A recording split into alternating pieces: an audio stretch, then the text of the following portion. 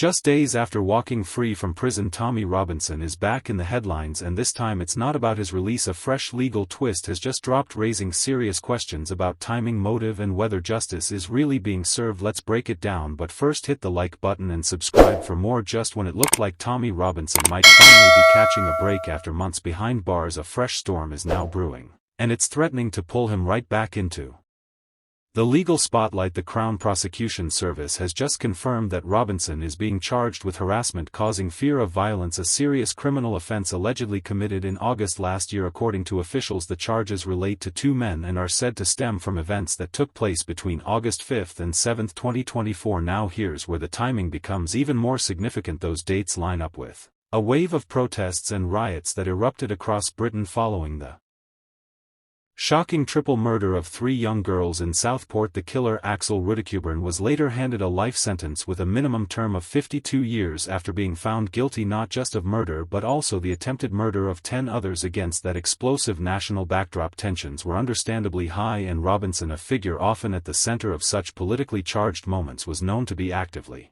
speaking out at the time. But whether this charge is genuinely rooted in unlawful conduct or simply another attempt to silence a controversial figure during a time of heightened unrest is something that's already igniting fierce debate. The Crown Prosecution Service in its statement reminded the public that Robinson, like anyone else, has the right to a fair trial. That reminder might seem routine, but given how this case is already triggering headlines and public commentary, it also feels very pointed, because once again Robinson supporters are crying foul, arguing that the timing of this new charge just days after his release from prison feels less like justice and more like a political setup. Let's rewind for context. Just this week, High Court judges ruled that Tommy Robinson could walk free early after serving time for contempt of court. Originally sentenced to 18 months back in October 2024, his jail term was reduced by 4 months following a court review. That contempt case stemmed from Robinson breaching a high court injunction issued in 2021. The injunction had been put in place to prevent him from repeating defamatory claims about a Syrian schoolboy, claims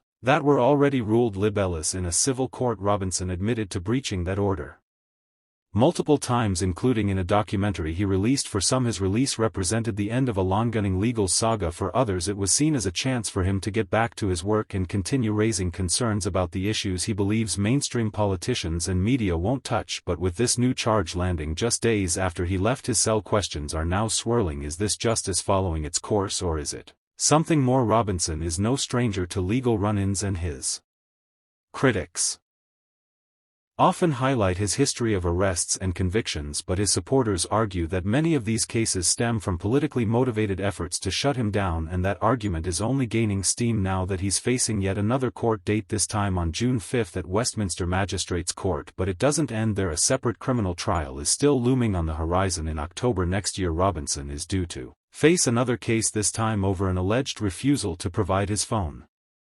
PIN when stopped by Kent police in Folkestone back in July 2024. It's a charge that falls under Section 49 of the Regulation of Investigatory Powers Act, essentially a refusal to assist in accessing potential digital evidence. If found guilty, he could face further penalties and potentially even another stint behind bars. So what does all this mean to many watching from the outside? It paints the picture of a man under relentless legal pressure. Even after serving his sentence, Robinson is being dragged back into the dock again and again, sometimes over civil issues, sometimes over criminal accusations, and almost always in the shadow of high-profile national incidents. His critics will see this as just another chapter in a long and checkered history.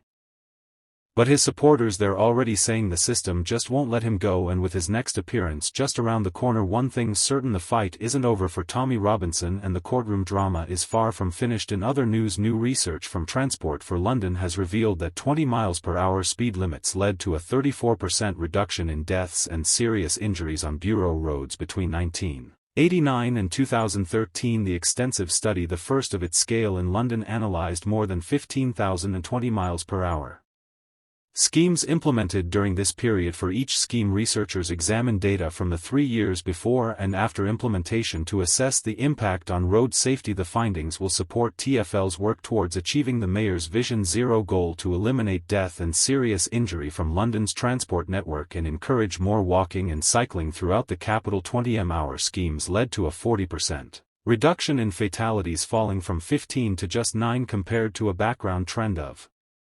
7%. Fewer deaths across all bureau roads. Child safety saw particularly dramatic improvements with a 75% reduction in children killed and a 50% reduction in child casualties. The research also documented a 35% reduction in collisions and 36% reduction in casualties on roads with 20 miles per hour limits, with the exception of motorcycle fatalities, which remained unchanged.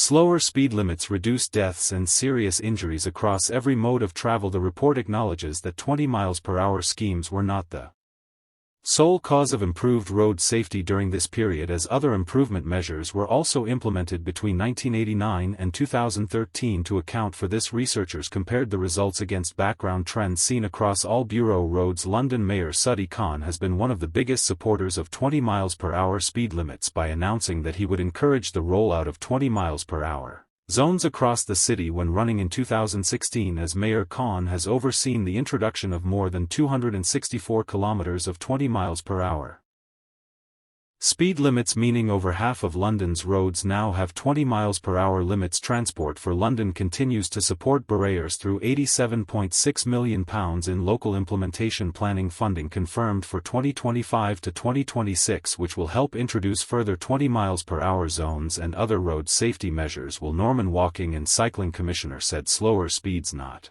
only protect the most vulnerable, they also help create safer, more welcoming streets and are a vital part of building a safer London for everyone. What are your thoughts on what we discussed in today's video? Let me know down in the comments section below. If you've not yet already, make sure you do drop a like on this video and subscribe to the channel for more British content. Thank you, take care, goodbye.